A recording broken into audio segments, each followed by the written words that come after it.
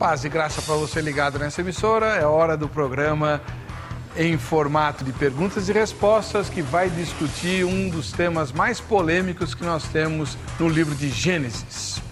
Você sabe, o livro de Gênesis é o primeiro livro da Bíblia. E os primeiros 2 versículos das Escrituras são bastante discutidos. No princípio criou Deus os céus e a terra. Que lindo, maravilhoso. A terra, porém, era sem forma e vazia. Havia trevas sobre a face do abismo e o Espírito de Deus pairava por sobre as águas. Deus, haja luz e houve luz. Bom, você conhece o relato da criação. A questão que se coloca é, para muita gente, não se trata da criação do planeta no qual nós vivemos agora. Pelo menos não só dele. A ideia é a seguinte, vou explicar o que eu quero dizer. Algumas pessoas entendem que Deus criou uma terra anterior a essa, né? E nessa terra se encontrariam, por exemplo, os homens das cavernas, os dinossauros, aquelas coisas esquisitas que a gente descobre pelos fósseis. Por alguma razão, aquele planeta antigo foi gravemente assolado e transformou-se em algo sem forma e vazio, né? E aí então Deus passa a reconstruir a terra do jeito que a gente conhece. Não bem do jeito que a gente conhece, porque tinha o Jardim do Éden, o paraíso, mas depois do dilúvio tudo mudou, mas é esse planeta onde nós estamos agora. Será que o relato dos primeiros versículos de Gênesis permite que nós pensemos assim? Tem até um nome muito interessante, é chamado de teoria do intervalo ou teoria do gap, né? Ou teoria do hiato. Todas essas palavras representam a mesma coisa.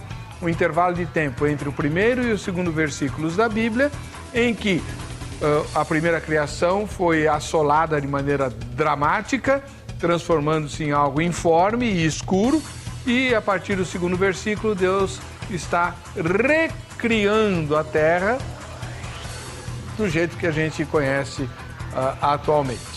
É possível defender essa ideia ou Gênesis, na verdade, narra a criação daquilo que nós temos hoje e ponto final? Eu sei que você já teve esse tipo de dúvida, vai ouvir, pensa de um jeito, gente que pensa de outro jeito, mas os dois creem nas Sagradas Escrituras e são servos do Deus Altíssimo. Ouça suas ponderações e tire sua conclusão ao final do programa. Está no ar o Vejam Só.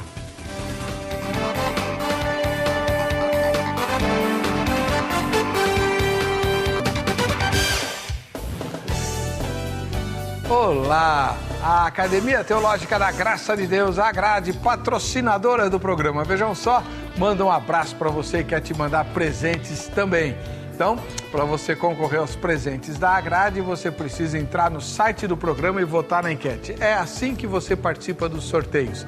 vejamsó.com.br. Esse é o endereço eletrônico para você pôr o seu comentário, para você votar na enquete, para você participar do programa e ter acesso também às informações dos convidados, tá bom? Os dois gigantes da fé, né? Me diz aí um site muito interessante, que hoje estão aqui nas poltronas do Vejam Só, são o reverendo Nilson Fontinelli Piedade, ministro da Igreja Metodista Livre, professor na faculdade da sua denominação e... Você saiu lá da faculdade, né? No momento não. Não, tá. E pastor da Igreja Metodista Livre lá na Vila Bonilha. Exato. É isso? Exato. Muito bom, já pregou 2 vezes na minha igreja lá. O reverendo Nilson, paz e graça, seja bem-vindo. Amém. Paz e graça. Pastora, o pastor Vailate também, todos que estão assistindo o programa. Eu agradeço o convite, né? Mais uma vez, para a gente é um prazer estar aqui. Tem sido sempre uma oportunidade, porque a gente cresce estudando para o debate, né? E depois crescemos juntos aqui na hora que a gente está debatendo, né? Então, agradeço o convite. Onde fica a Metodista Livre de Vila Bonilha que o senhor pastoreia? Vamos falar que é a zona noroeste de São Paulo, né? Fica na rua Santa Romana, 288. Próximo à marginal do Tietê, Ponte do Piqueri, aqui em São Paulo. Muito obrigado pela presença do irmão. Ok. Do outro lado, o pastor Nilson já estragou a surpresa. É o pastor Carlos Augusto Vailate, ministro da Igreja Evangélica Jaboque, hebraísta, professor de teologia, escritor e que também já pregou lá no Moinho Velho.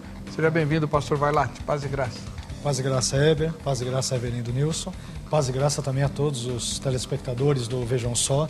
Quero aproveitar, Heber, e mandar um abraço aí carinhoso a todas as pessoas que nos acompanham ali, os amigos do Facebook, que sempre que nós postamos lá que nós participaremos de algum debate no Vejam Só, sempre nos tratam com muito carinho, com muito respeito, né, com muita cristandade. Então é uma grande alegria estar aqui e mais uma vez com o reverendo Nilson, que nós já nos conhecemos de outros encontros amigáveis, muito bons. Então é uma alegria estar aqui e mais uma vez obrigado pelo convite, né? Deus abençoe. Vamos ver a matéria. Não, você não deu o endereço da igreja Jaboque. Ok, é verdade. O endereço ali por enquanto, nós estamos para mudar, talvez daqui a um mês, né? Mas o endereço é Rua Doutor Vicente Jacalini, 834, na Vila Alpina, em São Paulo. Nós deveremos mudar até o final de junho para a Rua Costa Barros, número 1341, ali também na região, num bairro chamado Olaria, ali também na região da Vila Alpina. Obrigadão, pastor. Obrigado. Vamos ver a matéria que a repórter Jéssica Nunes preparou para o tema de hoje. Quero só ver. Vamos lá.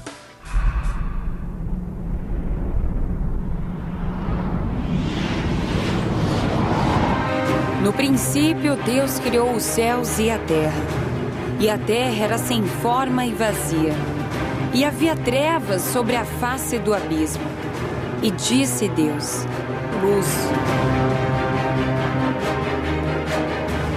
E houve luz. No segundo dia, Deus separou as águas para formar os mares e os céus, com árvores, plantas e frutas.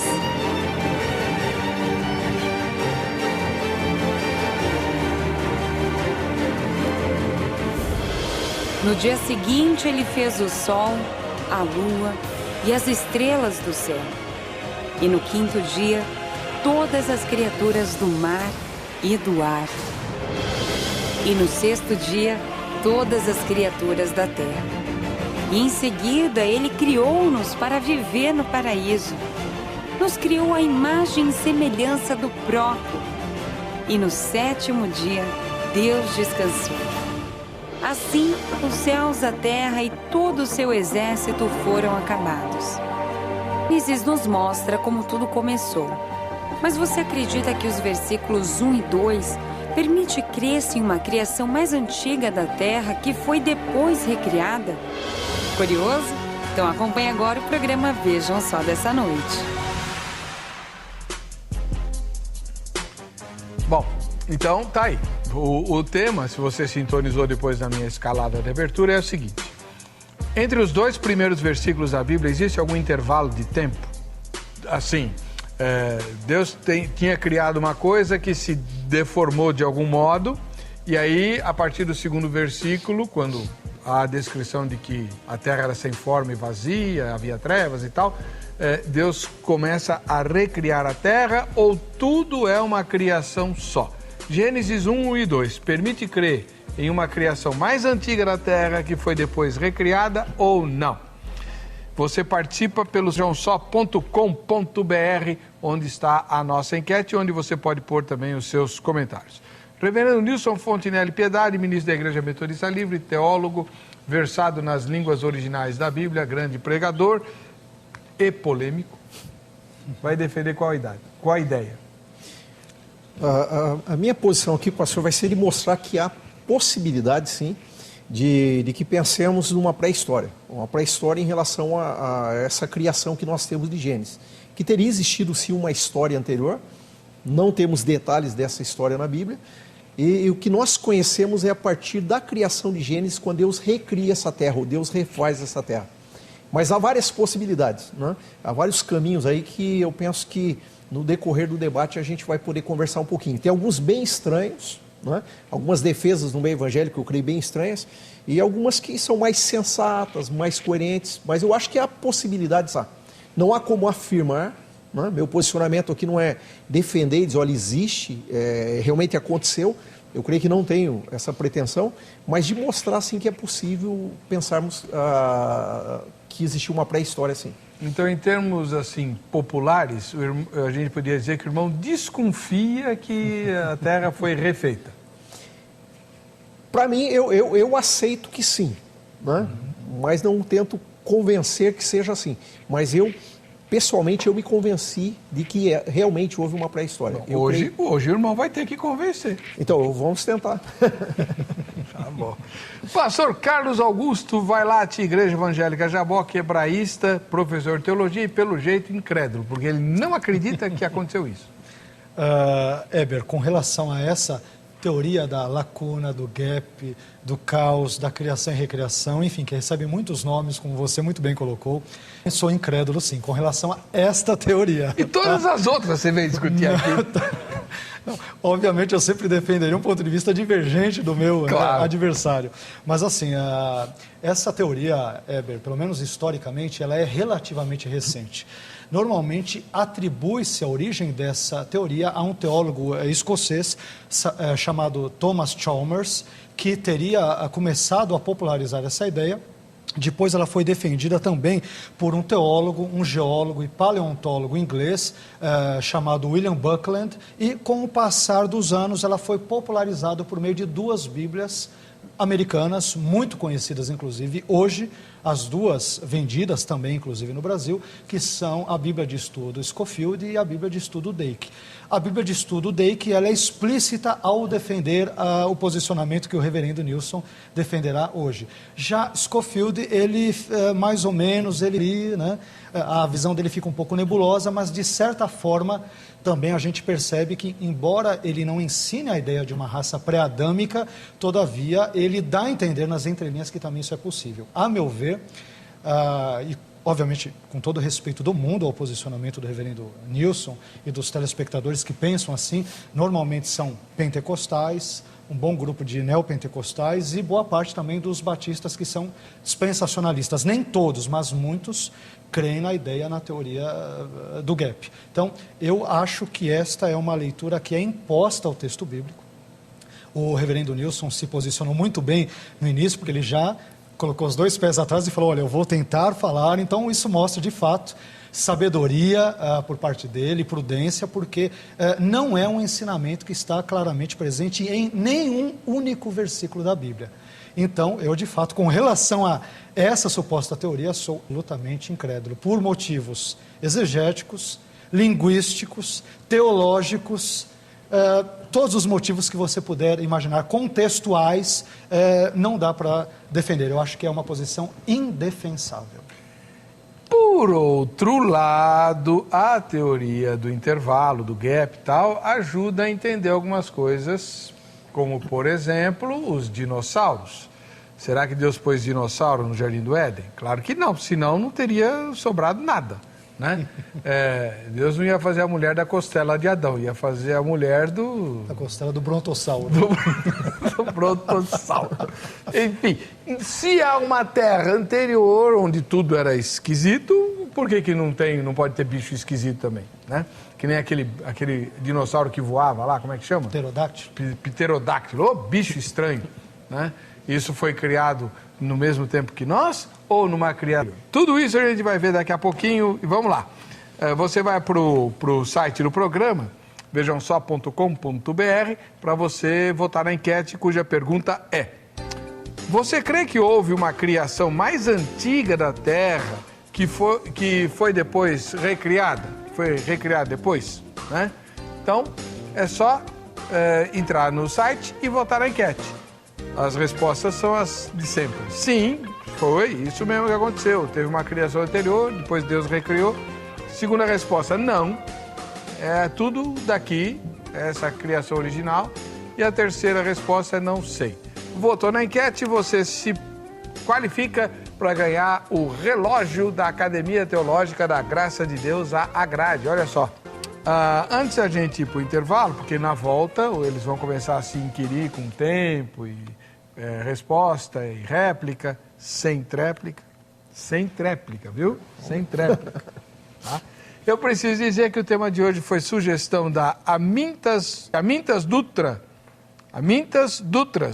de Recife, Pernambuco, que vai ganhar esse presentaço aqui do programa, vejam só. Esse livro aí você não encontra para comprar, só nós temos para distribuir. É o Simplesmente Creia, É um livro que foi entregue para os militares que estão no Haiti, os militares brasileiros que estão servindo no Haiti. É o seguinte, é muito legal esse livro aqui. Ele tem 99 mensagens, porque são 99 vezes que aparece no Novo Testamento a expressão "e disse Jesus". Então, a cada "disse Jesus", alguém copiou o que Jesus falou e escreveu uma mensagem, tá? Então tá aqui, ó, esse presentaço. Se você quiser ganhar presentes como esse, faça como a Mintas Dutras. É só entrar no site do programa, vejamsó.com.br, na aba Sugestão de Temas, ou no Facebook, facebook.com/programa Vejam Só, ou no Twitter, @programa Vejam Só, e mandar sua sugestão de tema. Se ele for pautado, você ganha o presente. Não tem sorteio, não tem nada. É só mandar a sugestão que vai ser pautada. Tá bom? E antes de chamar o Kleber, deixa eu fazer uma propagandazinha aqui do meu blog, hebercocarelli.blogspot.com.br. Eu postei hoje um texto que vai dar muito pano para manga, porque eu estou falando da maçonaria, né?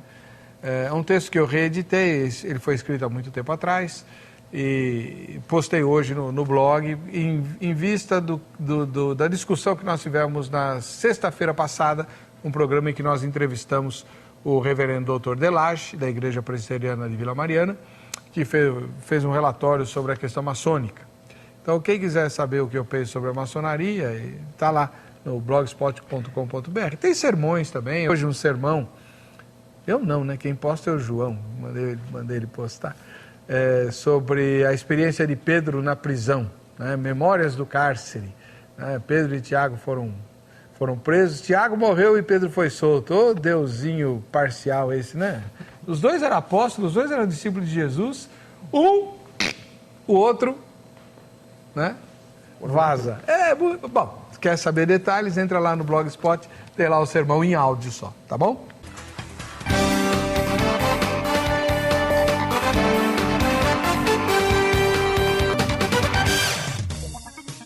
Muito bem, estamos de volta com o programa Vejam Só, hoje naquele formato que a gente gosta, muita gente gosta, né? Porque os tempos são bem definidos. Quem vai começar o debate é o reverendo Nilson Fontinelli Piedade, ministro da Igreja Metodista Livre, e que hoje defende a ideia, no programa de hoje vai defender a ideia, de que a Terra pode sim ter sido recriada, criada de um jeito em Gênesis 1:1 e recriada a partir de Gênesis 1:2, tá? Quem vai responder vai ser o pastor Carlos Augusto Vailate, da Igreja Evangélica Jaboque, que acha que não. Então, reverendo Nilson, sua primeira pergunta. Ok. Para começar, a pergunta acho que vai ser... Eu vou ler o texto aqui, que é o texto que a gente está debatendo, e eu acho que para a gente introduzir a questão. No princípio criou Deus os céus e a terra, Gênesis 1, e o versículo 2. A terra, porém, estava sem vazia. Havia trevas sobre a face do abismo e o Espírito de Deus pairava sobre as águas. Na minha visão, que eu vou defender aqui, pastor, é que o versículo primeiro, realmente o que a gente tem falado desde o começo, ele conta toda uma pré-história. Quando eu chego no versículo 2, o versículo 2, ele me dá de que naquele momento a terra já existia, mas ela estava sem forma e vazia. Eu creio que há um intervalo aqui sim entre o versículo 1 e 2. O professor diz que não, né? Então, o que você explicasse essa sua visão? Por que você não crê que há um intervalo aqui, uma vez que chega no versículo 2, já descreve a existência de uma terra, descreve que haviam águas, descreve que haviam trevas, então já existia. Deus, no versículo 2, já começa a partir de algo pré-existente. Como que você vê essa questão? E vai fazer isso em 3 minutos, tá? Bom, vamos lá.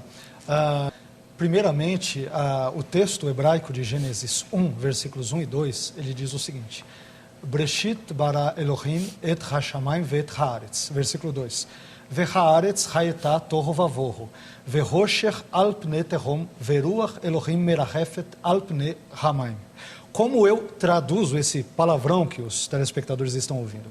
Eu traduzo da seguinte forma: no princípio, de uma forma mais literal, Deus criou o universo, uma vez que eu entendo que céus e terra são uma figura de linguagem, né, ou como se fosse uma sinédoque, ou uma merisma, para ser mais correto, ou um merisma, que é quando você tem duas palavras contrastantes, no caso céus e terra, e essas duas palavras opostas, elas se referem a um todo. Então, a minha tradução seria, no início da criação, obviamente, Deus criou o universo.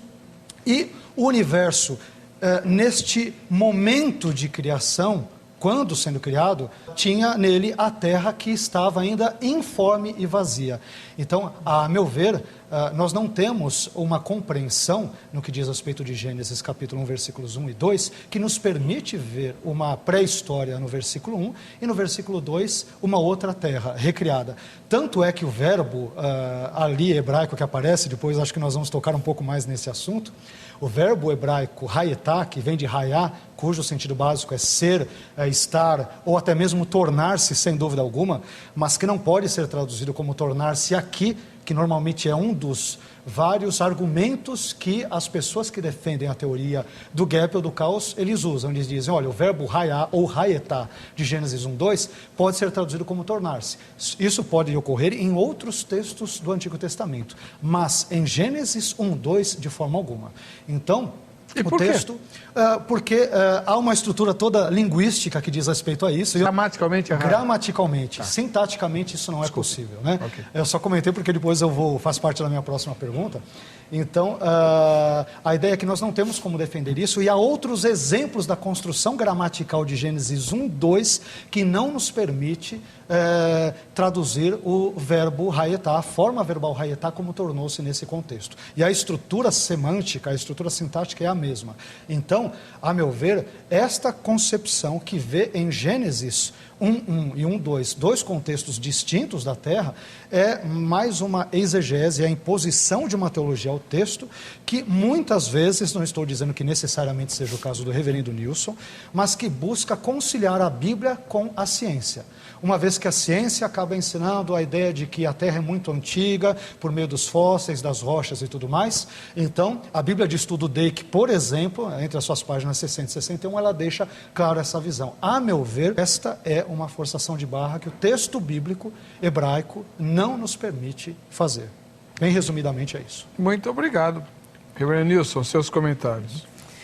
Eu pessoalmente, eu discordo em alguns pontos do professor Vailate.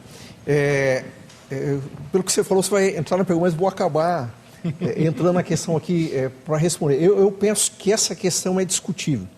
É a questão das expressões, a Terra era sem forma ou a Terra estava sem forma, né? A Terra se tornou ou veio a se tornar. Porque, inclusive, entre os estudiosos de hebraico, você vai ver que há uma discussão sobre isso, né? Essa possibilidade ou não do perfeito, do imperfeito, né? E que vai realmente dar essa ideia de que a Terra não era uma questão de que ela sempre foi assim, mas que ela se tornou sem forma e vazia. Então, diante disso, começando por aí, eu pessoalmente, eu penso e eu creio que o versículo 1 conta toda uma pré-história. Ele conta toda uma pré-história. E que quando chega nesse versículo 2, o versículo 2, na verdade, ele pode ser um versículo até isolado no meio do 1 e do 3. Porque o intervalo, em certo sentido, ele se daria entre o 1 e o 3. No 3 é que começa a recriação da Terra. O versículo 2, ele só aparece enxertado ali para contar, no momento da recriação, como que a Terra estava. Eu, pessoalmente, eu creio que quando ele fala aqui que Deus criou os céus e a terra, então, realmente Deus fez a terra e essa terra teve vida sobre a terra, havia existência sobre essa terra. Não penso dessa forma, né, como o professor colocou, que seja uma maneira das teorias científicas, evolucionistas, ou tentar comprovar essa questão, mas eu penso que, independentemente de eu ser criacionista, eu sou criacionista, eu acho que não muda a ideia de que a Terra realmente ela tem uma existência anterior, que existiu vida sobre a Terra e que chegou um momento que essas vidas que existiam sobre a Terra destruíram a Terra. Não temos detalhes do que seja, algumas pinceladas talvez na Bíblia que poderiam nos levar a pensar isso, mas que essa Terra chegou um momento que ela se tornou esse caos. E aí, quando essa Terra se tornou esse caos, aí o versículo 2 descreve então, que agora essa Terra está sem forma, vazia, e aí Deus agora no versículo 3 começa então a recriar essa terra. Então, o meu pensamento, né, sobre isso é de que há realmente essa possibilidade da gente acreditar que há uma pré-história aí. E aí há várias teorias sobre isso, de que teria sido habitado por Lúcifer, de que foi habitado por anjos. Então, há várias discussões aí que talvez durante o debate a gente possa entrar nessa discussão, né? E essa recriação foi em 7 dias? Então, aí essa questão dos 7 dias também eu acho que é um ponto interessante, porque eu penso que a palavra ali no hebraico, ela não diz específica de 24 horas, mas a possibilidade de ser eras. Inclusive, eras, uma questão didática de ensino, pode ser realmente, literalmente, 24 horas. Tá bom. Pastor Carlos Augusto Vailate, sua primeira pergunta. Bom, a pergunta que eu ia fazer, ele de certa forma a tratou, eu voltarei a ela no tempo certo, mas eu vou pegar outro gancho que o reverendo deu já. Em sua opinião, já que você mencionou a questão de Lúcifer e tudo, eu já quero adiantar essa questão, eu ia deixar mais para frente, mas vou antecipá-la. Na sua opinião, reverendo, há alguma relação entre Gênesis 1, capítulo 1, versículos 1 e 2, Isaías 14 e Ezequiel 28, no que diz respeito à teoria do caos? Se há, que tipo de relação é esta? Você poderia explicá-la? Porque uma vez que você crê nisso, que houve uma terra criada e depois que foi recriada, alguma coisa deve ter ocorrido nesse ínterim. Por um acaso, algo que tem a ver com a queda de Satã, em relação com isso ou não, há relação entre Gênesis 1, versículos 1 e 2, Isaías 14 e Ezequiel 28, você poderia me explicar? Então, Isaías 14 e Ezequiel 28 são aqueles textos que falam do rei de Tiro, ou rei da Babilônia, e que nós entendemos que ele está falando de fato da queda do diabo, quando Lúcifer se transformou em Satanás. O senhor entendeu a pergunta? Entendi. 3 minutos para a sua resposta. Bom, esse é um dos pontos. Eu pessoalmente, eu vou ser sincero, a teoria de que Lúcifer teria habitado a Terra não é muito a minha... Okay. É o que eu creio, tá? Mas o que eu entendo, assim, existe um segmento, sim, que eles defendem que Lúcifer teria sido o habitante da Terra antes da queda dele. E um exemplo é quando lá em Ezequiel 28 ele cita: estavas no jardim de Deus, no brilho das pedras andava, te cobrias, tal, de todas as pedras preciosas. Então, há pessoas que defendem essa teoria de que o Éden, então, já existia. E em certo sentido, quando eu vou aqui para o texto de Gênesis, aqui, quando Deus cria a terra, ou ele coloca o homem no Éden, o texto de Gênesis me diz que Deus colocou um jardim no Éden. Porque às vezes a nossa tendência é achar que Deus criou o Éden ali para colocar o homem. E na verdade o texto aqui, quando Deus criou o homem, em Gênesis, diz que Deus colocou um jardim no Éden. Então ele me dá a ideia de que o Éden já existia. Então, em certo sentido, os defensores dessa ideia de que o Éden existia nessa pré-história, e que depois, quando Deus reconstrói aquela terra que está sem forma e vazia, aí Deus vai no Éden, que era um lugar que já existia, onde Lúcifer teria habitado, que era um lugar só de pedras, não tinha árvore, não tinha nada do que vai ter no momento de Adão. Então Deus vai lá e coloca o Lúcifer Deus coloca o homem nesse jardim agora recriado. Mas o que, desculpe cortá-lo, o que teria causado essa ruptura entre Gênesis 1 e 1:2? Aí vem a questão, alguns defendem, eu pessoalmente concordo, mas que quando o Lúcifer teria... aí há 2 pontos. Alguns que creem que realmente ele habitava e a desobediência dele, ele quis subir ao céu, está na terra, mas ele quis chegar até o trono de Deus e gerou aqui na terra o pecado. Há outros que creem, e é uma boa parte hoje de pastores defendem, que ele teria sido lançado do céu na terra. E quando ele foi lançado do céu na terra, aí então houve uma grande catástrofe e a terra se tornou esse caos, né? Então, mesmo nessa questão Você crê mais ou menos nisso? Eu não creio que a questão de Lúcifer, eu penso um pouco diferente. Mas há 2 segmentos a ser de Lúcifer. Então, um que ele teria sido criado, que o Éden existia, era só de pedras. O Lúcifer pecou aqui e ele quis subir ao céu, se tornar como Deus, Isaías 14. E aí ele, então, com esse pecado dele, essa arrogância dele, então ele contaminou a terra e depois veio destruir tudo o que havia. E alguns até vão além, aí alguns exageros, creem que existiam seres nessa época, e que esses seres humanos caíram na conversa de Lúcifer e se tornaram os espíritos desencarnados que foram demônios, que daí já foge bem da visão bíblica. Eu acho que é um absurdo. Mas há pessoas que creem que inclusive os demônios eram espíritos humanos desencarnados que caíram na tentação de Lúcifer aqui no Éden, e aí ficaram vivendo como demônios na Terra. Mas não é o que eu creio. Mas a relação que eu vejo que o pessoal faz é essa. Mas no que você crê sobre isso? Agora acabou o tempo dele. Pode eu fazer perguntei para ele justamente comentar, ele não quis, comentou os 3 minutos. Pode Ele fugiu fazer seus pela tangente. comentários. Então vamos lá. Bom, os telespectadores percebem que o reverendo Nilson não quis responder a pergunta, né? É que eu não creio, mas eu vou pôr meu ponto. Mas assim, porque não tem como explicar que houve uma terra criada e depois foi destruída e recriada. O que ou quem a destruiu? Foi isso que eu estimulei você a falar. Não faz sentido falar que foi criada, foi destruída por nada e depois foi recriada. Então eu acho que isso não é né? Claro, obviamente respeitando, né? Agora, no que diz respeito às pessoas que... Eu, na verdade, teria que falar sobre elas, já que você não se posicionou sobre isso.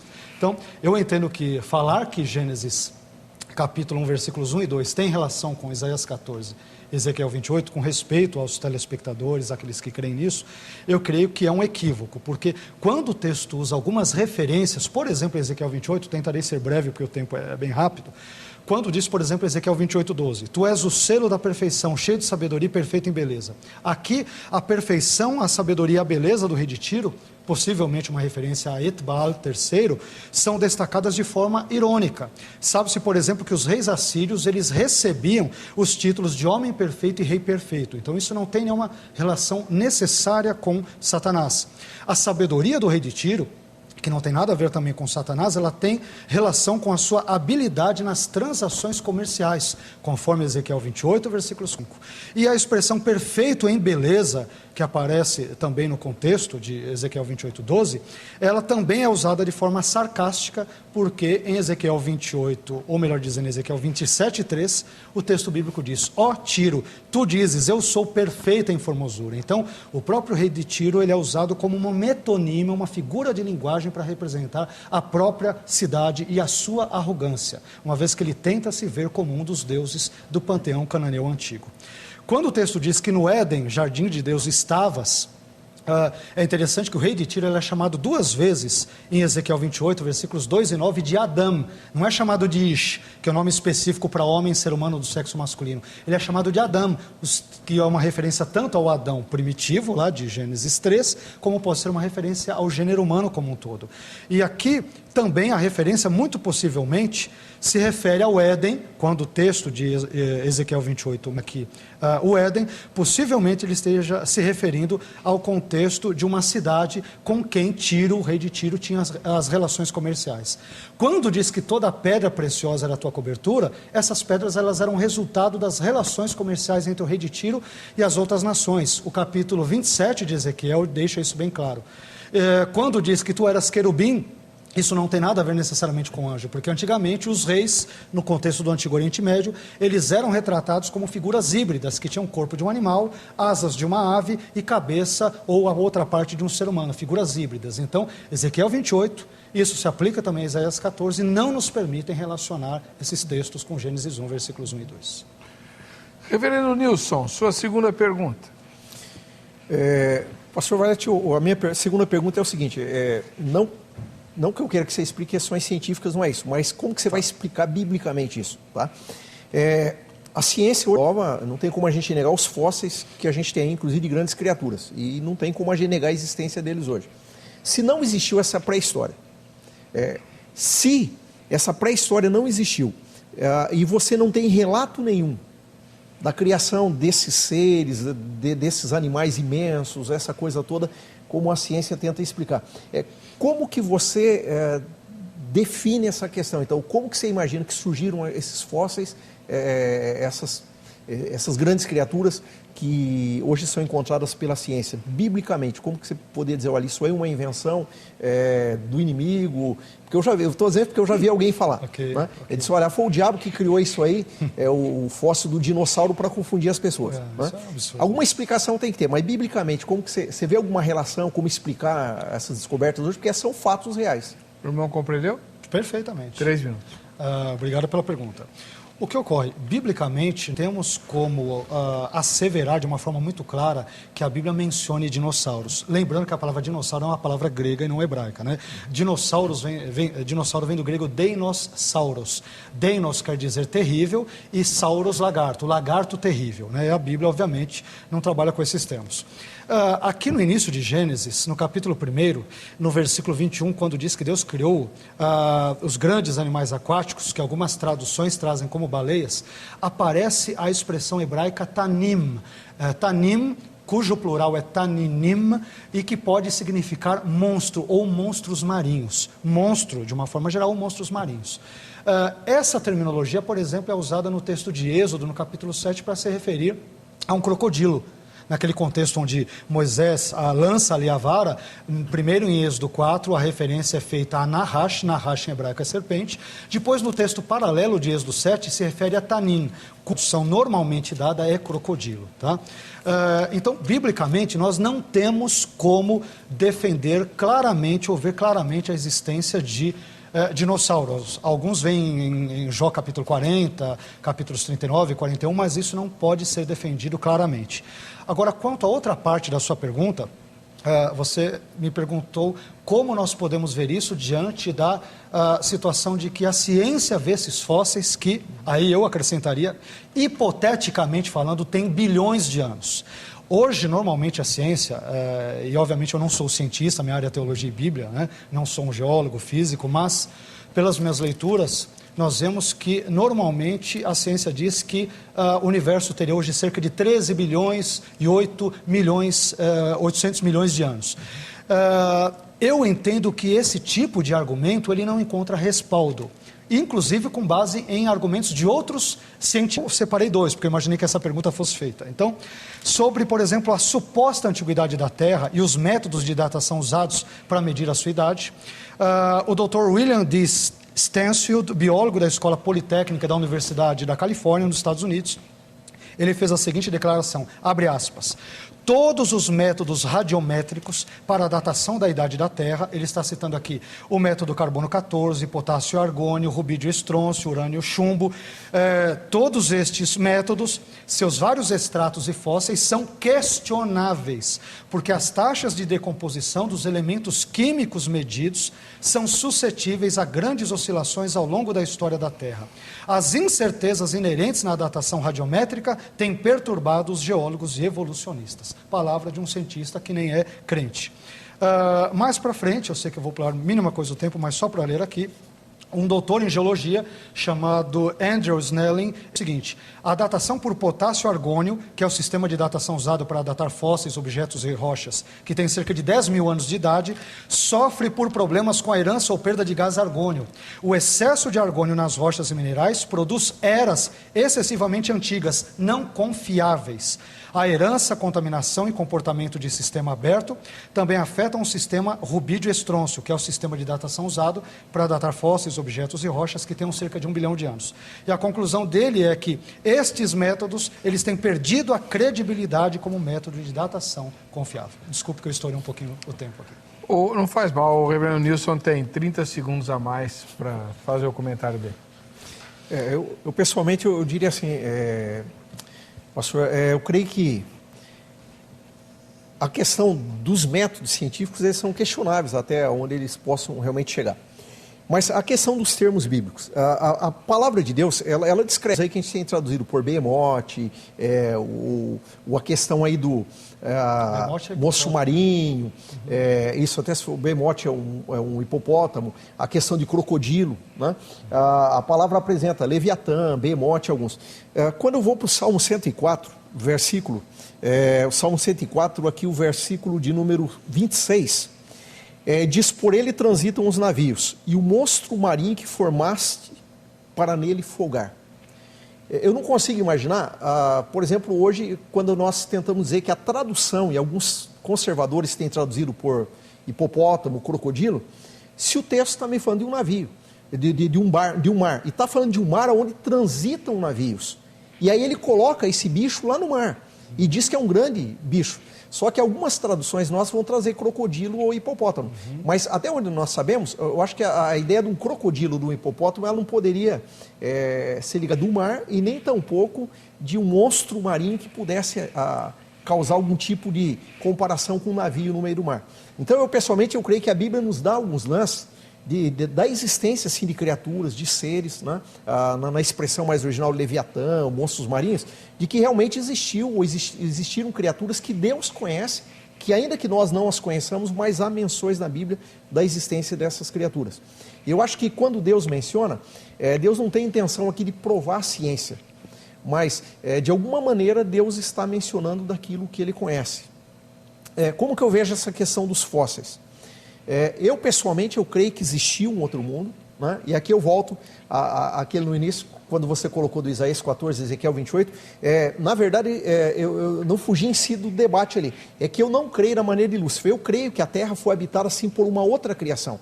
Eu não entrei muito na questão aqui, porque a gente já debateu bastante sobre anjos em prisão, mas eu creio que existiam outras criaturas que habitaram na Terra, que existia um mundo pré-histórico, e que esse mundo pré-histórico não existia o homem, e nem foi Lúcifer que viveu nesse mundo, mas que existiram algumas criaturas que habitaram a Terra, e essas criaturas levaram a Terra ao caos. Tanto que depois elas são presas, e quando vai lá para Apocalipse 9, diz que no período que eu creio como tribulação, aí vai entrar uma discussão teológica, mas não vem ao caso, mas que num determinado momento, no final da história, Deus vai soltar aquelas criaturas e Deus vai dizer a elas que elas não destruam a erva, que somente pode tocar em algumas situações, mas não destruir a erva verde. Por quê? Porque essas criaturas são criaturas que lá no passado, elas destruíram a terra, destruíram o que havia de verde e transformaram a terra no caos. Aí a ponto de Deus ter que refazer essa terra. Então eu faço uma ligação com essas criaturas, realmente com essa história aqui que nós temos, de que realmente houve uma pré-história. Né? E aí vai linkar com outros textos em prisão. Então eu não vejo Lúcifer, mas eu vejo sim que houve criaturas que habitaram sobre a face da terra, e passei um pouquinho, mas só elas viveram até os dias de Noé. E nos dias de Noé, aí realmente se encerrou, e os fósseis aparecem, o que nós vemos hoje aí, resultado daquela antiga criação. Bom, o senhor já usou os seus 30 segundos, tá? Okay. Vamos lá, pastor Carlos, vai lá ter sua segunda pergunta. Bom, essa visão que o reverendo Nilson mostrou aí agora, a meu ver, é absolutamente mitológica, né? Além de ser desprovida de qualquer fundamento bíblico, né? Obviamente ele recorre a Apocalipse, a outros textos e tal. Só que agora eu quero voltar ao texto que envolveu a primeira pergunta. Embora o senhor já tenha falado de certa forma sobre esse assunto, eu gostaria de saber, se possível, como o senhor defende a teoria do caos em Gênesis capítulo 1, versículos 1 e 2, exegeticamente. Enfim, aquilo que você puder usar em questões linguísticas, enfim, a exegese, se for possível, um pouco mais aprofundada, como você a defenderia, incluindo, por exemplo, esses seres que o texto não menciona de jeito nenhum, você é obrigado a impô-los aí, eles não estão em Gênesis capítulo 1, versículos 1 e 2, anjos ou essas supostas ou pretensas criaturas, eu ficaria grato e satisfeito se soubesse onde elas estão aí, o texto não menciona. Então, se você pudesse fazer alguma exegese, mostrar por algum argumento linguístico, ou algum comentarista, enfim, citar alguém que realmente valide essa explicação, eu agradeceria. Exegeticamente, Gênesis 1, versículos 1 e 2. Por favor. 3 minutos, reverendo. Eu diria a primeira questão, o pastor afirmou assim categoricamente no início do programa que a questão ali de que a Terra, que é usado pelo pessoal que defende a teoria do intervalo, não fico muito no termo em si, né, das teorias são diversas, mas na ideia em si, de que a Terra veio a se tornar, ou a Terra se tornou, de que isso é um erro exegético. Mas, com todo respeito, também eu digo o seguinte, nós sabemos que há uma divergência entre estudiosos do hebraico sobre a questão. Tanto que a minha versão aqui, que é a revista e atualizada da Sociedade Bíblica do Brasil, ela traz a expressão estava. A Terra estava sem forma e vazia. Eu imagino que a partir do momento, talvez eu não vou citar aqui, tal ou tal exegeta, mas eu entendo que a partir do momento que uma sociedade bíblica tem seus estudiosos e trabalha com traduções e respeitar, e ela me permitiu aqui na tradução essa expressão estava sem forma e vazia, então ele me leva a crer que sim, que é possível, a ideia do vav lá no hebraico, de ele me dar o sentido de perfeito ou imperfeito, e eu entender que a Terra, ao invés de eu afirmar que a Terra era sem forma e vazia, que Deus criou e a Terra então era porque ela sempre foi, e daí que Deus já vai dando forma a ela, eu posso afirmar a ideia do estava, que aí sim a Terra poderia ter existido e ela se tornou sem forma e vazia, naquele momento. Então a Terra não foi sempre sem forma e vazia, mas a Terra se tornou sem forma e vazia. Assim, tentar ser mais claro, então, para quem está nos assistindo. Se eu falar o versículo 1, que algumas traduções trazem, a Terra era sem forma e vazia, a Terra estava sem forma e vazia, outras traduções, isso aqui muda tudo. Porque o era dá uma ideia de permanente. A Terra sempre foi sem forma e vazia até aquele momento. O estava ele já dá uma ideia de temporário. Então a Terra não quer dizer que ela sempre foi sem forma e vazia, mas naquele momento ela estava. Então aí me permite pensar numa pré-história. Então, o que eu vejo aqui? Exegeticamente, é discutido essa tradução, tanto que as nossas versões, elas trazem as possíveis traduções. Se eu não me engano, a NVI, inclusive, traz também estava. Se não me engano, a NVI, ela traz também estava, porque realmente dá essa possibilidade de você trabalhar com era ou estava. Agora, para mim, o versículo 1, ele é toda uma pré-história. O versículo foi, dentro da visão judaica de pensamento, ele foi colocado ali praticamente para dizer, olha, o momento era esse, e aí a nova história começa no versículo 3. Então, para mim não há uma ligação específica entre 1 e 2, e nem entre o 2 e o 3.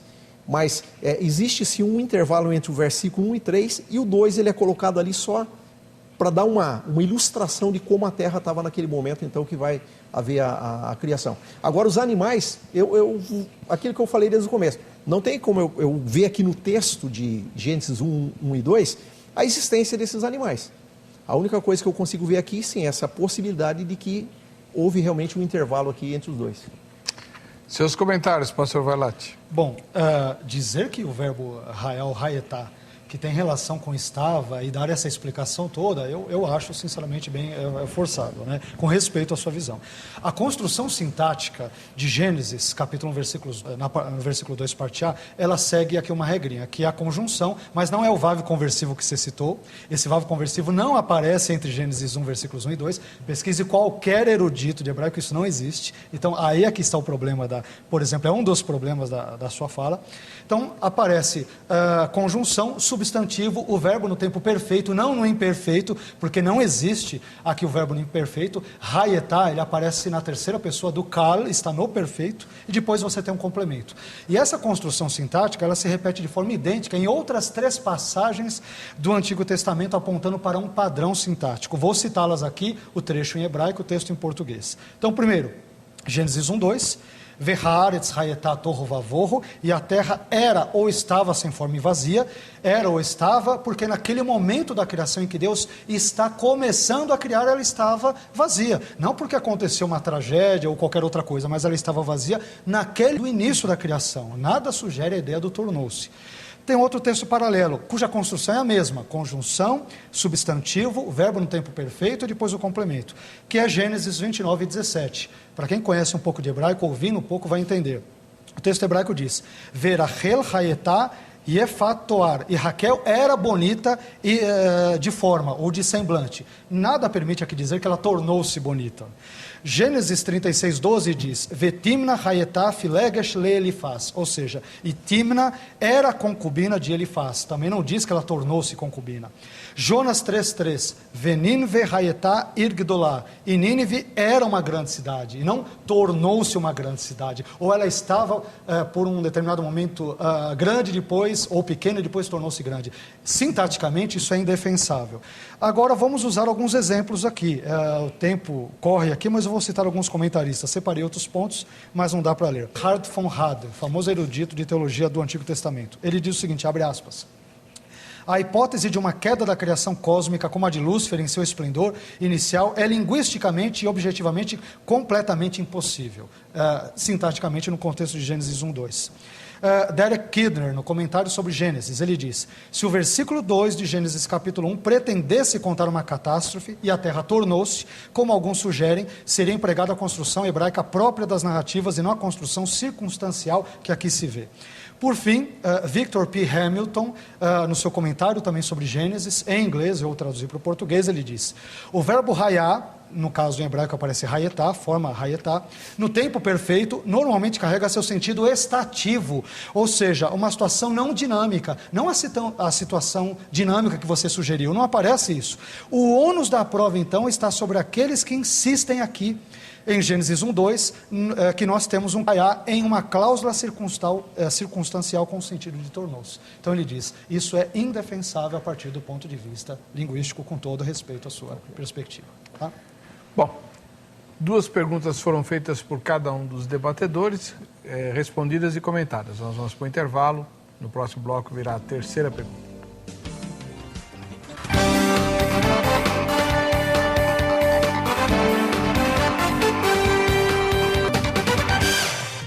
De volta com o programa Vejam Só, agradecendo o carinho da sua audiência. Esse tema de hoje foi sugerido por Amintas Dutras, de Recife, Pernambuco, que ganhou um presente. Você pode ganhar também se você sugerir um tema que seja pautado pelo programa Vejam Só. Só usar o site vejamsó.com.br, sugestão de temas, tem lá uma aba. Ou facebook.com/programa Vejam Só, ou o Twitter, @programa Vejam Só. Bom, Reverendo Fontinelli, sua terceira pergunta.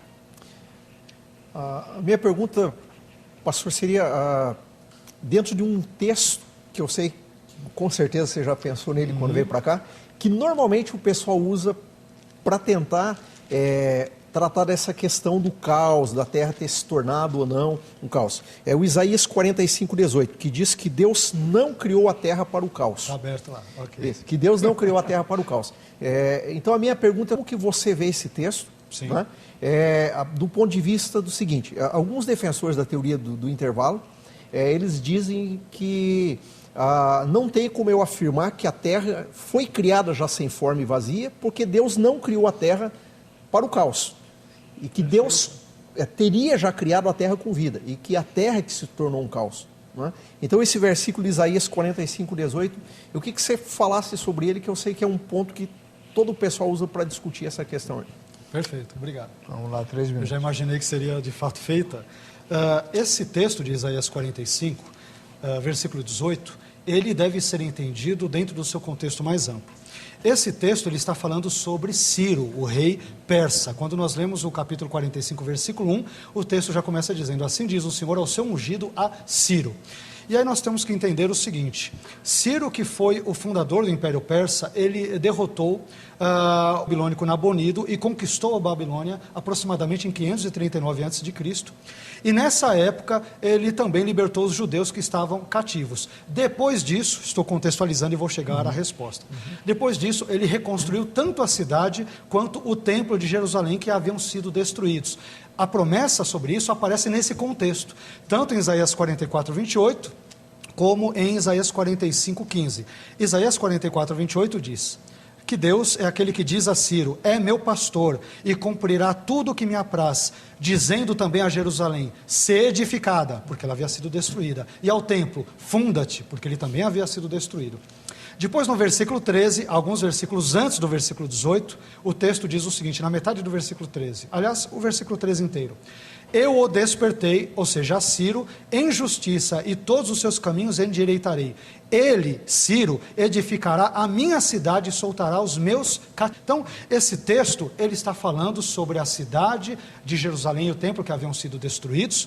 E a reconstrução disso é mencionada por meio de uma linguagem tirada de Gênesis capítulo 1, versículos 1 e 2, que aí entra o versículo 18. Porque assim diz o Senhor que tem criado os céus, o Deus que formou a terra e a fez, Ele a estabeleceu, não a criou vazia, mas a formou para que fosse habitada. Eu sou o Senhor e não há outro. Então, quando o texto diz que ele não a criou vazia, de fato ele não criou a terra para ser um caos. E o caos aqui referido, que é uma referência também a Gênesis 1:2, isso é o início da criação. Apenas a linguagem criacionista dos versículos 1 e 2 de Gênesis são utilizadas para se referir a esse texto. Então, a referência é essa: Deus não criou de fato para ser vazia, mas para ser habitada. E no decorrer do primeiro capítulo de Gênesis, depois no capítulo 2 e 3, a terra é habitada, tanto por animais como também pelos seres humanos. Então, esse de Isaías 45:18 está totalmente em consonância com a explicação que nós demos agora. E é tão interessante que algumas outras versões, eu separei algumas antigas e novas, dizem isso. O manuscrito de Isaías, da comunidade Qumran, diz lá: Deus não a criou para o caos. A Septuaginta diz que Deus não a fez para o vazio, isto é, em vão, mas para que fosse habitada. Isso não implica necessariamente na destruição da terra antes. O Targum Yonatan de Isaías, que é uma paráfrase em aramaico do texto hebraico, que mais ou menos data do 2º e 3º séculos, ele diz que Deus não a criou em vão. Então, essa leitura contextualizada não nos permite inferir que a terra tenha sido destruída, né, criada, destruída e depois recriada. A meu ver, em linhas gerais, é isso. O senhor pode comentar, Reverendo. Ok. Eu pessoalmente, esse texto também eu não discordo do que você colocou, né, e concordo. Okay. Okay. Eu até lancei essa ideia porque eu sei até possibilidade de uma questão que existe, inclusive, um outro pensamento de que do versículo 1 ao 3 seria um bloco de versículos e que o 4 em diante seria outro. Então, ou seja, existe um outro grupo que crê, né, defende que versículo 1, 2 e 3 estão juntos. Deus criou a terra, criou o universo, criou todo o universo. A terra era apenas mais um bloco, vamos dizer, de rocha aí no espaço, nesse espaço todo. E o versículo 3 ainda está junto, porque no versículo 3, Deus ainda está tratando com o universo. E já existe a luz, já existem as estrelas, e a terra é mais um ali no meio. Aí quando vai chegando no versículo 4, aí que Deus então agora decide na terra, então ele decide colocar vida. Mas que então a terra, alguns creem que a terra teria sido um caos. Desde a criação, ela não tinha vida nenhuma, como alguns planetas hoje não têm. A gente olha, só tem pedra, rocha. Então é mais uma dessas coisas. E por muitos anos, ou talvez bilhões, segundo alguns, a terra teria sido esse blocão de terra. Aí quando chegou no versículo 4, aí Deus então agora resolve colocar vida na terra. Então quando Deus ainda fala ali, haja luz, ele não estava iniciando a terra, mas é a luz do universo. Tanto que lá em Gênesis, lá na frente é que ele vai criar o sol. E lá ele diz que o sol é para iluminar o dia na terra. Então alguns ficam assim, mas peraí, a luz foi criada antes do sol? É que a luz do versículo 3, quando ele diz haja luz, não era da terra ainda. A terra ainda era um blocão de terra. Lá, a luz era a luz do universo. O brilho que nós temos hoje de estrelas. O céu o sol nosso é apenas uma estrela no espaço, né? Então, o sol lá na frente é que Deus realmente vai daí colocar esse sol, essa estrela próximo do planeta Terra, ou a Terra próxima dele, para que realmente receba a luz que vem dele.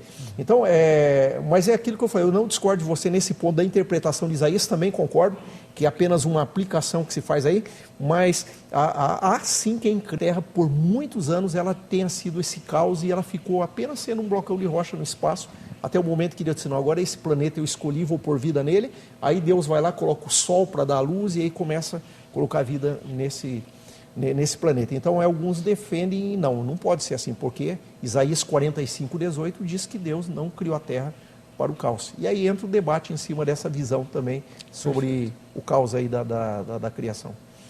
Ok. Muito obrigado. Pastor Vailate, sua terceira pergunta. Bom, como essa deve ser a minha terceira e última pergunta, Sim. né? Eu quero ver se eu misturo duas em uma. Apesar de que a primeira parte é bem mais... na verdade, a pergunta ela é mais objetiva. A primeira parte da pergunta é a seguinte, já que você crê que existiram criaturas ou seres, poderiam ser angelicais ou não, enfim, em Gênesis 1:1 e depois em Gênesis 1:2 teriam sido destruídos, enfim. A pergunta é, houve morte no mundo durante o período da raça pré-adâmica? Houve morte? Primeira parte da pergunta. Segunda, você conhece alguma tradução bíblica, já que você disse que o verbo hayetá tem também o sentido de tornou-se e tudo? Você conhece alguma tradução bíblica? Eu só gostaria de que citasse uma só, que traz tornou-se no lugar de hayetá.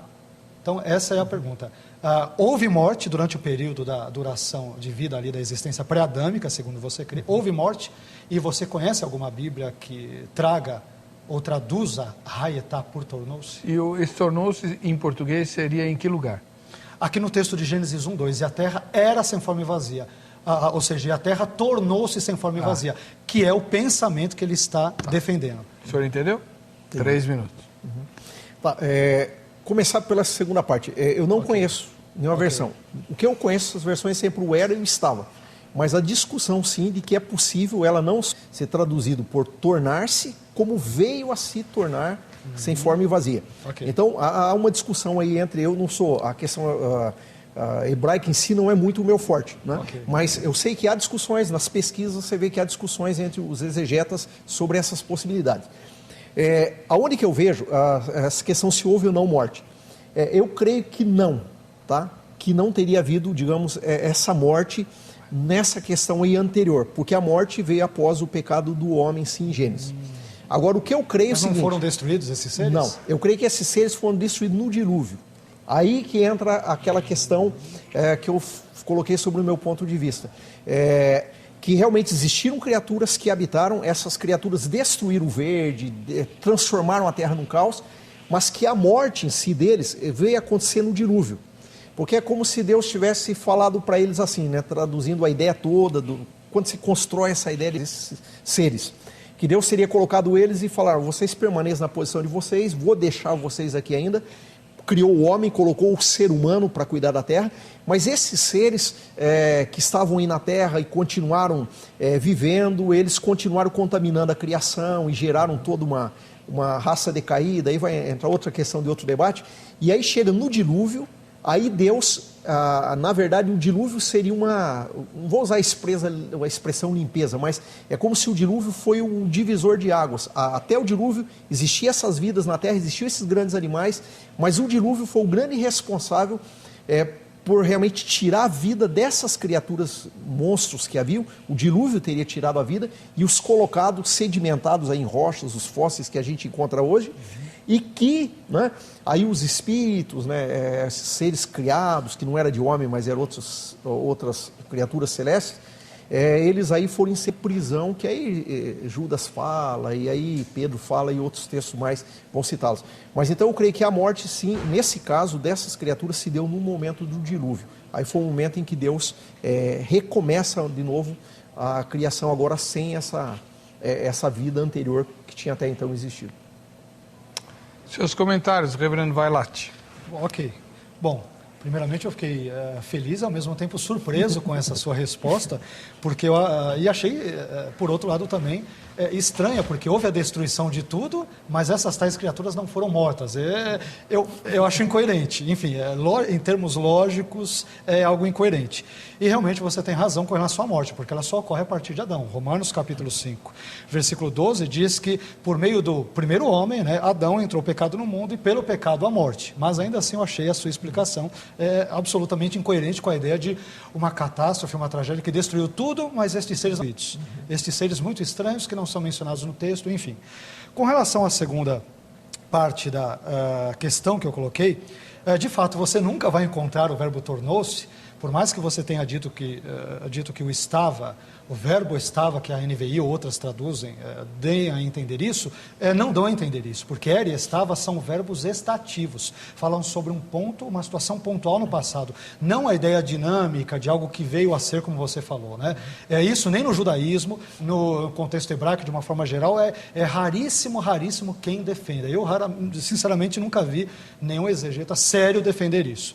Com relação às versões, eu vou citar algumas, também antigas e recentes, para ver como essas traduções, nenhuma delas entende a ideia do tornar-se. A Septuaginta, escrita entre o terceiro e o primeiro séculos antes de Cristo, ela diz o seguinte: tudo que eu vou citar são traduções ou versões de Gênesis, capítulo 1, versículos 1 e 2. A Septuaginta traduz Gênesis, capítulo 1, versículos 1 e 2. No princípio, Deus fez o céu e a terra, mas a terra era invisível, aqui já é interessante, né? E desordenada. A escuridão cobriu o abismo e um sopro de Deus vinha sobre a água. A Vulgata, de Jerônimo, latina, né? Mais ou menos entre o 4º e 5º séculos, diz lá: no princípio criou Deus os céus e a terra era sem forma e vazia, e havia trevas sobre a face do abismo, e o Espírito de Deus, com E minúsculo, o próprio Deus, pairava sobre as águas. Agora tem uma tradução interessante, o Targum da Palestina, ou Targum de Yonatan ben Uziel, que é uma paráfrase em aramaico do texto hebraico. Alguns datam entre o 2º e 3º séculos da nossa era. Diz o seguinte: no início o Senhor criou os céus e a terra era vazia e desolada, solitária dos filhos dos homens e vazia de cada animal. É exatamente, por exemplo, o que eu entendo do conceito do texto. E havia trevas sobre a face do abismo, e o Espírito das misericórdias de diante do Senhor soprou sobre a face das águas. Embora essa não seja uma tradução exata, o conceito é isso que o texto quer dizer. Targum de Jerusalém, diz lá: com sabedoria o Senhor criou, não diz o quê. Versículo 2: e a terra era vazia e desolada, e solitária dos filhos dos homens, e vazia de cada animal, e o Espírito das misericórdias de diante do Senhor soprou sobre a face das águas. O Tanar, publicado pela Jewish Publication Society, de 1985, ele diz o seguinte: quando Deus começou a criar os céus e a terra era sem forma e vazia, e havia trevas sobre a face do abismo, e um vento de Deus pairava sobre a face das águas. Eu me simpatizo com essa tradução, vendo lá Ruach Elohim como um vento de Deus, em vez de ser uma referência ao Espírito de Deus. Então, de uma forma geral, poderia citar outras, já estourei o tempo, mas de fato nenhum tradutor do hebraico entendeu que Hayetá, que pode ser traduzido como era ou estava, pode ser visto como tornar-se. Esse tipo de interpretação é absolutamente equivocada no texto bíblico. Você não estourou o tempo não, nosso reloginho que travou. E por isso ele tirou, mas eu estou controlando pelo meu relógio. Okay. Nós vamos fazer o seguinte agora. Nossa repórter gravou uma pergunta, ele gravou duas. Uma já foi respondida ao longo do debate, então nós vamos só para a segunda pergunta. E aí, o reverendo Fontinelli terá 3 minutos para responder e depois o reverendo Vailate 3 minutos para responder a essa mesma pergunta feita por não sei quem. Vejam só. Se existia uma antiga terra, por que Deus destruiu para criar uma nova? 3 minutos. Ótima pergunta. Que eu creio que não foi Deus que destruiu a terra, quer dizer, dentro da visão que eu vi, Deus criou a terra. Se eu entendi, a pergunta foi essa: se existia a terra, porque Deus destruiu para criar uma nova, né? Deus não destruiu a terra, tanto que a própria palavra deixa sempre claro que Deus não destrói, né, aquilo que Deus criou. O que me parece, assim, na visão que eu defendo, é que criaturas teriam destruído a terra, que essas criaturas levaram a terra a um caos, e que isso foi um descontentamento, claro, de Deus, porque aquilo que Deus tinha feito, a vida que Deus tinha colocado, essas criaturas se corromperam de alguma maneira e destruíram a terra. Então aí por isso é que Deus vai agora recriar a terra. E tanto Deus agora está insatisfeito com a atitude dessas criaturas, que Deus agora cria um ser diferente, e aí Deus coloca um homem agora à sua imagem e semelhança, e a primeira preocupação de Deus quando ele cria esse ser é dizer para ele que ele vai dominar e ele vai sujeitar a terra. Ou seja, aquelas criaturas que foram responsáveis por destruir a terra e que antigamente habitaram a terra e que ainda estão ali, elas agora não têm mais o domínio e o controle da terra. E que agora esse ser que Deus criou à sua imagem e semelhança, que é o homem, Deus disse: agora você vai dominar a terra e você vai sujeitar a terra. Então o plano de Deus seria de recriar a terra. Criaturas tinham destruído e não Deus destruiu para fazer de novo. É essa a visão que eu tenho sobre a questão. O senhor ainda tem tempo, quer explicar mais? Eu creio que é isso. Essas criaturas lembrariam o quê? Então, que assim, eu estou tentando fugir um pouco, porque a gente já conversou muito sobre essa questão dos anjos em prisão, tá? Eu creio que muitos disso que nós temos até de mitologia, tá? Que se fala em mitologia, eu sei que alguns depois vão falar: o pastor foi em mitologia. Mas essas mitologias a gente tem que parar e pensar um pouquinho. Eu acho que muitas delas até descrevem a possibilidade de criaturas, assim como a Bíblia que nos descreve o behemoth, aquela questão toda. Dá um exemplo de... seres estranhos. Eu acho que tanto existiram criaturas aparentemente répteis, como o dinossauro, como esses seres todos que nós pensamos. Uma mitologia que possa exemplificar isso. Então, o que eu vejo assim, por exemplo, quando nós vemos na mitologia grega, os filhos dos deuses, que eram meio homens e meio deuses. Tá?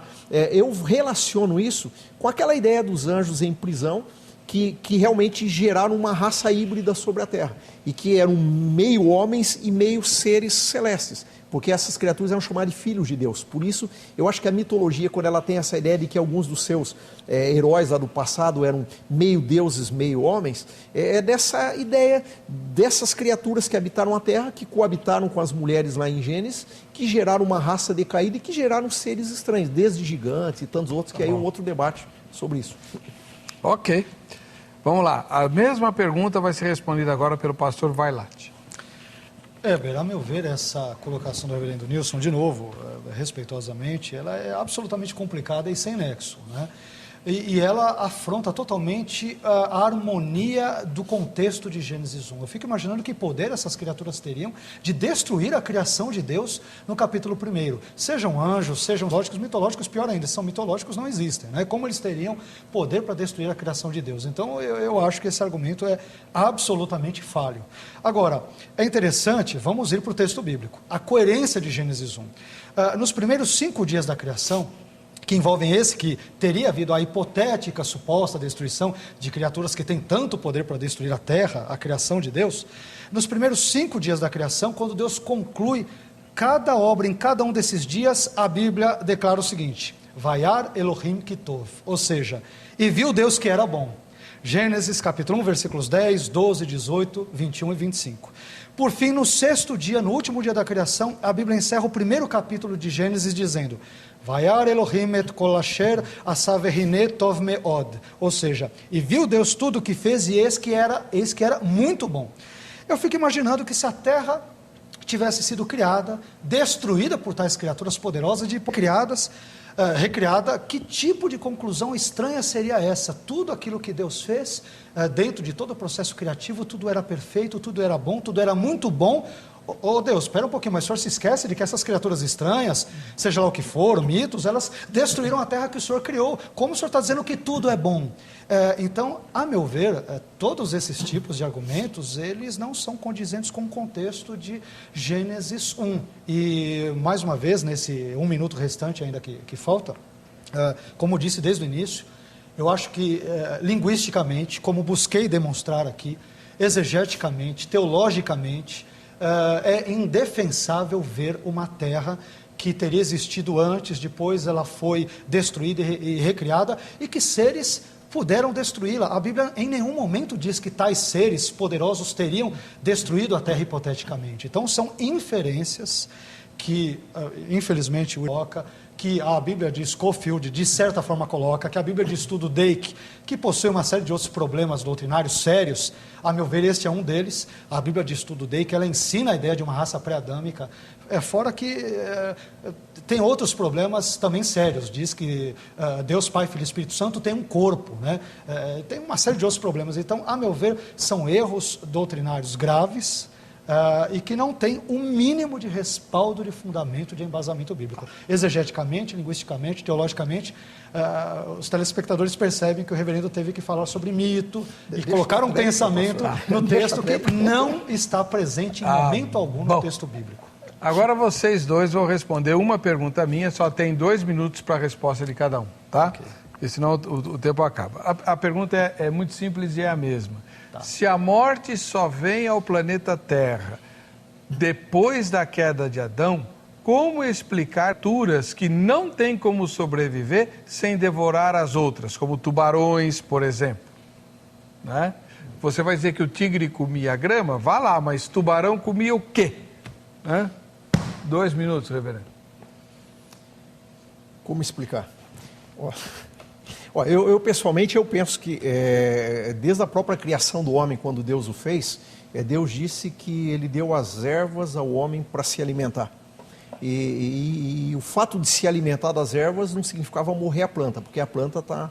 só após a queda, após o dilúvio, é que Deus diz para o Adão: antes eu te dei as ervas, agora eu estou te dando também os animais para servir de alimento. Eu penso que da mesma maneira, Deus alimentou essas criaturas, esses animais, esses seres, não necessariamente de carne, assim como o homem, no seu início se alimentava de ervas, né? E depois, após o dilúvio, é que Deus entrega para ele realmente os animais. Então não precisa de morte para que realmente houvesse alimentação. A alimentação podia ser de outra maneira. Assim como tem alguns textos proféticos que falam que o leão vai pastar com o cordeiro.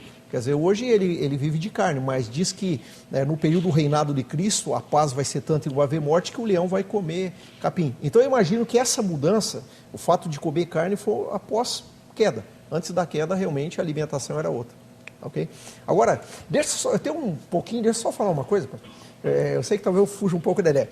Quando o pastor Vailate falou ali, eu queria só encerrar a minha visão, ele disse que como vê essa questão de um Deus que criou tudo perfeito, diz que foi perfeito e se existiu tudo isso. O interessante é que o ser humano que Deus criou perfeito destrói a Terra hoje. É só a gente ver o que está acontecendo no clima, no planeta. Então, quer dizer, toda essa perfeição, assim como as criaturas destruíram, o homem continua destruindo. Então, não é o erro de Deus ter ou não ter feito perfeito. As criaturas de Deus é que realmente causam, e o ser humano continua fazendo isso hoje. Lembrando que a serpente estava lá. Também no mundo perfeito, né? E que viu Deus que era muito bom. Deus ter visto a serpente muito... Bom, tá bom. Reverendo Vailate, a mesma pergunta para o senhor. Se não havia morte, como explicar a existência de criaturas que já estavam lá e que vivem necessariamente de devorar outras? Não se explica. Então, primeiro, o reverendo Nilson, isso não dá para explicar. E é o que ele tentou, perceba que ele falou uma coisa estranha, dentre as várias estranhezas teológicas que ele mencionou. É interessante que ele falou sobre animais, mas que não tinham corpo. Eu queria saber como isso se dá, animais, e ele evitou de falar anjos, ele evita, mas ele fala animais que não tinham corpo. Eu não sei o que seria isso. Eu não vou ver mais. Agora, ele citou em algum momento animais, isso está depois, quem assistir vai ver lá, justamente aqui na gravação. Mas o que ocorre? Além disso, Romanos 5,12 diz claramente Pelo que, como por um homem, Adão, entrou o pecado no mundo e pelo pecado a morte, assim também a morte passou a todos os homens, por isso que todos pecaram. Então, não dá realmente para defender isso, e você foi muito coerente na sua fala, não dá para você pensar em animais que teriam morrido nesse contexto. Tanto é que eu não defendo esse tipo de atrocidade teológica, eu diria, né? Mas realmente isso é indefensável. Com relação a outra questão que o reverendo Nilson colocou, também dentro do tempo que tenho, uma coisa é dizer que os homens destroem a terra depois dela ser criada.